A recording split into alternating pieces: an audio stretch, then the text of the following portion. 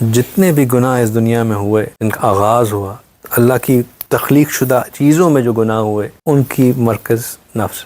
ہم نے last time یہ بڑی تفصیل میں بات کی تھی کہ شیطان نہیں تھا، شیطان کو شیطان بنانے میں جس چیز کا رول تھا وہ نفس تھی۔ اس دنیا میں جو پہلا قتل ہوا حابیل و قابیل کے درمیان، اس کے پیچھے شیطان نہیں تھا، اس کے پیچھے نفس تھی۔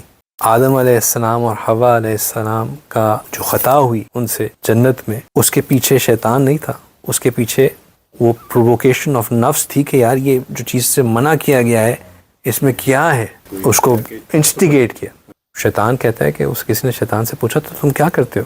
اس نے کہا میں تو کچھ بھی نہیں کرتا، میں تو صرف شہد لگاتا ہوں۔ اس نے کہا کیا مطلب تم شہد لگاتے ہو؟ اس نے کہا میں تمہیں دکھاتا ہوں۔ وہ لے کے گیا، کسی حلوائی کی دکان تھی، اس نے حلوائی کی دکان سے شیرہ لیا، شہد لیا اور اس کو دیوار پہ لٹکا دیا۔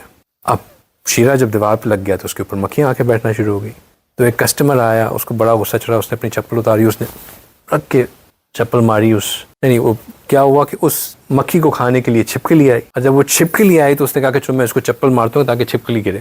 اس نے چپل ماری تو وہ چپل گر کے سیدھی اس کی حلوے میں گر گئی۔ تو اب جو مٹھائی والا تھا وہ بڑا غصے میں آ گیا، اس نے کہا یہ کیا بکواس ہے تم نے، وہ چپل اپنی میری مکھی میں، اس نے میں تو اس کو مارا تھا۔ اس نے کہا کہ تم نے اپنی دکان کو اتنا کیوں گندا رکھا ہے؟ لڑائی شروع ہوگی، اس نے اس کو مارنا، اس نے اس کو مارنا، اس کے بھائی یہاں سے آگے، اس کے بھائی یہاں سے آگے۔ شیطان نے اس کو کہا دیکھو میں نے تو کچھ نہیں کیا، میں نے تو صرف شہد لگایا۔ کسی سے پوچھا گیا کہ آپ کی پسندیدہ آیت کون سی ہے؟ انہوں نے کہا کلو واشربو، کھاؤ اور پیو۔ انہوں نے پوچھا کہ اچھا تمہاری سب سے پسندیدہ دعا کون سی ہے؟ انہوں نے کہا ربنا انزل علینا مائدۃ من السماء، یا اللہ اپنے رحمت سے ہمارے لیے دسترخوان بچھائیے آسمان سے۔ انہوں نے پوچھا کہ اچھا تو تمہارا پسندیدہ حکم کون سا ہے؟